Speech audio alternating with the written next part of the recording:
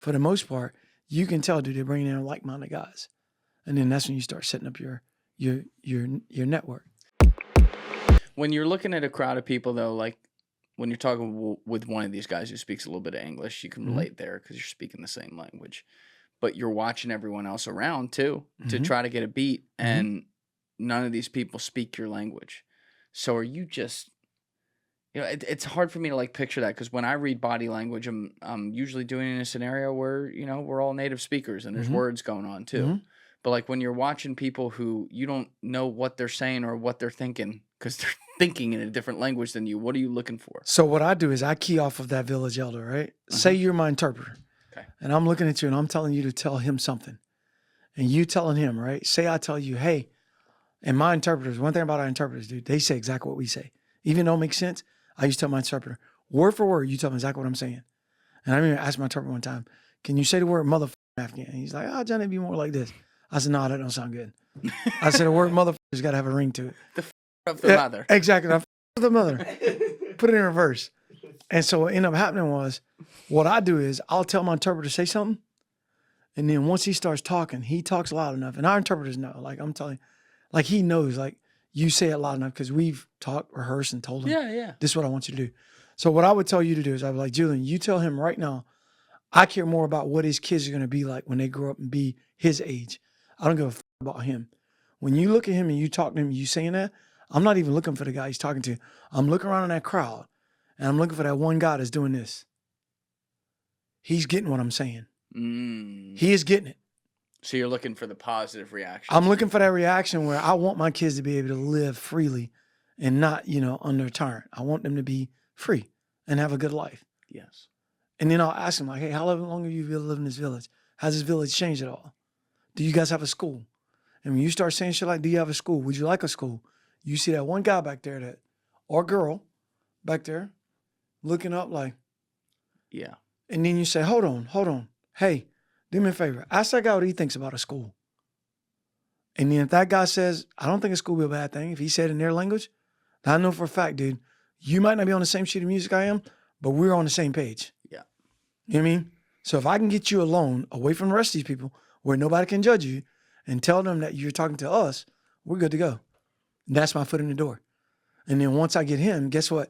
He got likenesses, or he's got the same moral values that his friend right next to him, and the friend right next to him. Hey, dude, I got 4 or 5 guys feel the same way. They're just not going to say anything because they know the repercussions. Yeah. All right, well, I tell you what, do y'all ever go to Kandahar? Do you ever go to Kabul? Do you ever go to Bagram? Sometimes. Well, I will pay for your gas to get to Bagram. Let me know what day you're coming so we can talk. Or you just meet him somewhere where he tell you he can meet at. Now I go talk to this guy.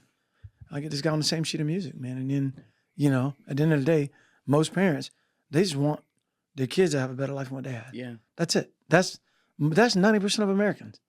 They just want their kids, their loved ones, to live better than what they live. That's what my dad wanted. His dad before him wanted.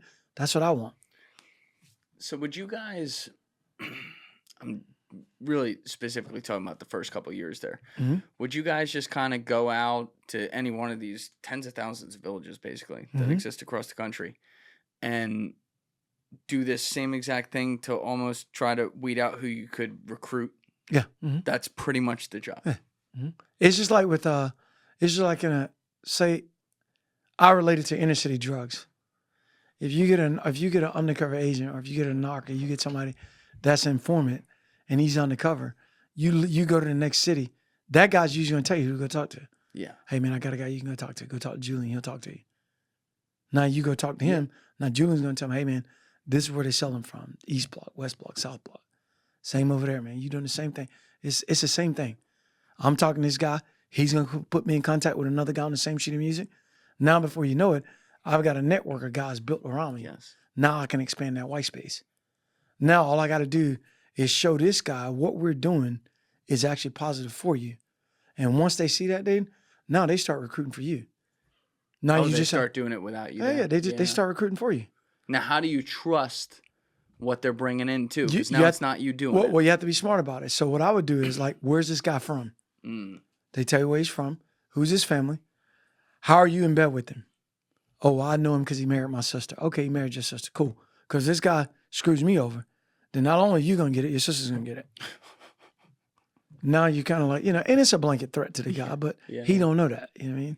And now, for the most part, you can tell, dude, they're bringing in like-minded guys.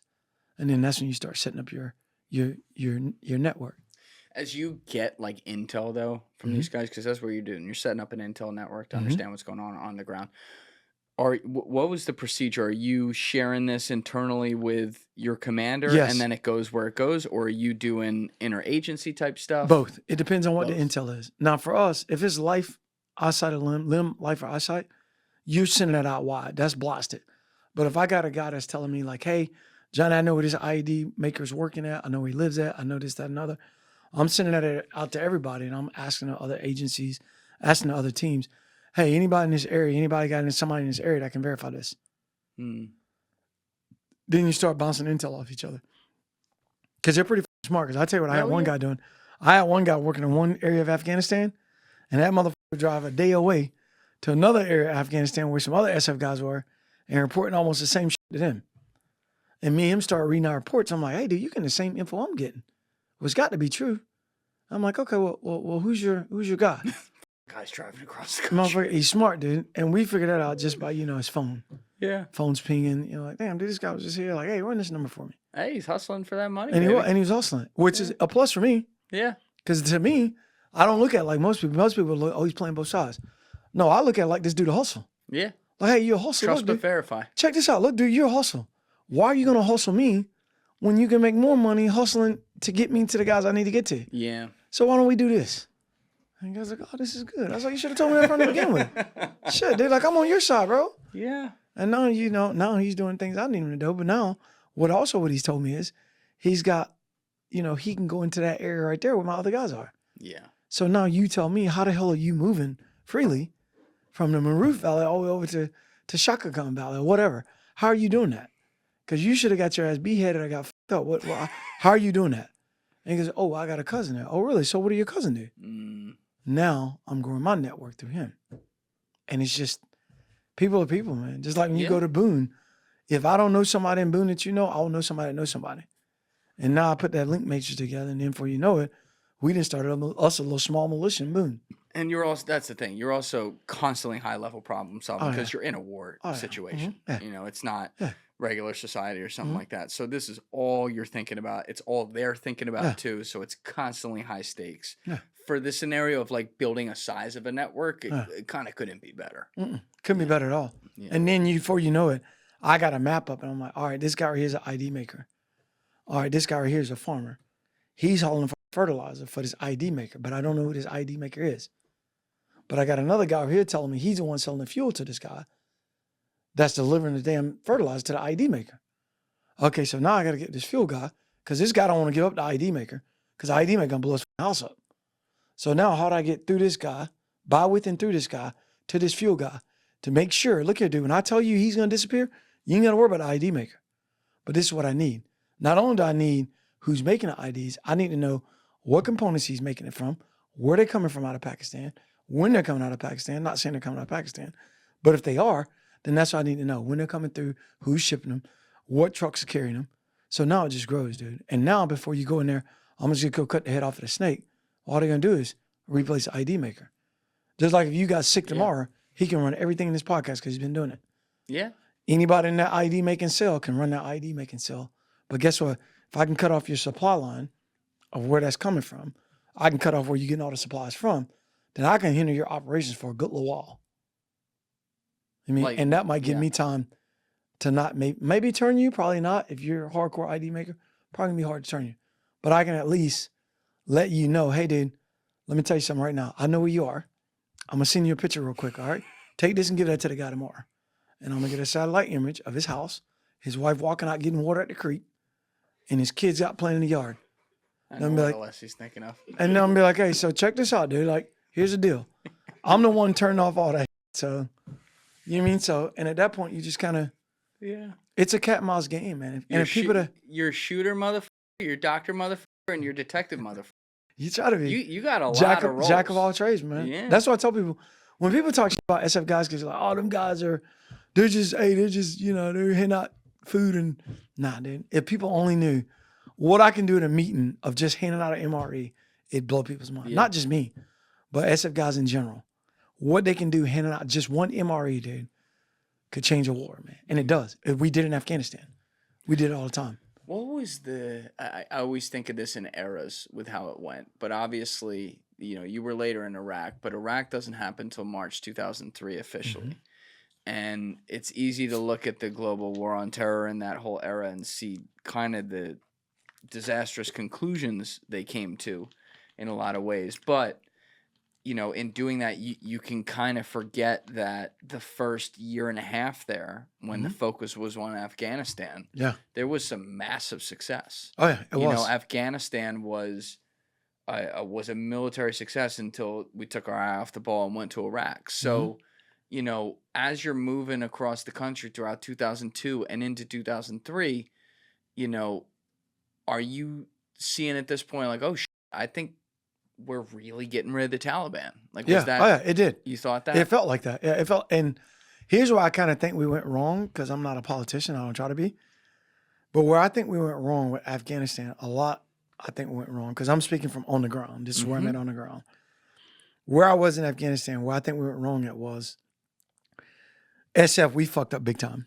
And I'll tell you how we fucked up. We were in the game. We were in the Super Bowl. Every door we came to, Johnny Glenn was first that door. Rush Cotton was first that door. We're in those rooms fast. We're in those rooms furious. We're taking out the bad guys. We're doing that. And then 2012, 2013, 14, let's change this. Let's put the Afghan face on it. Mm-hmm. Let's let the Afghans do their own raids, plan their own missions, which they were. And they did a pretty decent job at it. But as soon as shit went to shit, or the shit hit the fan, they're looking back at us like, sir, here. Like, hey, Johnny, you can come storm this building? Well, shit, I guess I am, because bullets are flying. I'm not going to get killed. Like, get the hell out of the way. Yeah. Move to the back. Let's go do this. So in retrospect now, I can say we screwed that pooch.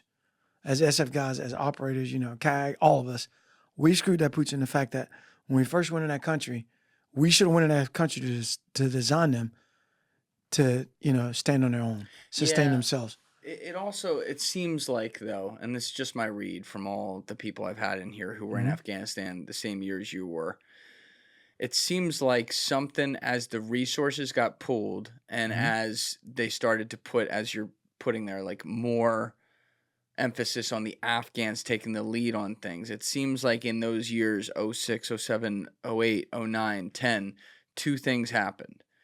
The Taliban was rising back up in strategic areas through fear, which is what they do. That's obviously like they're bad guys, and that's how they do things. But they also were able, in some cases, to literally change some hearts and minds, change some people back to the dark side, if you will. Like, well, this might be better than what the fuck we're dealing with. Thank you guys for checking out this clip. If you haven't already subscribed, please subscribe and hit the like button on this video. It is a huge, huge help. And if you'd like to check out this clip's full podcast episode, that link is in the description below or right here. And finally, you can follow me on Instagram and X by using the links in my description below.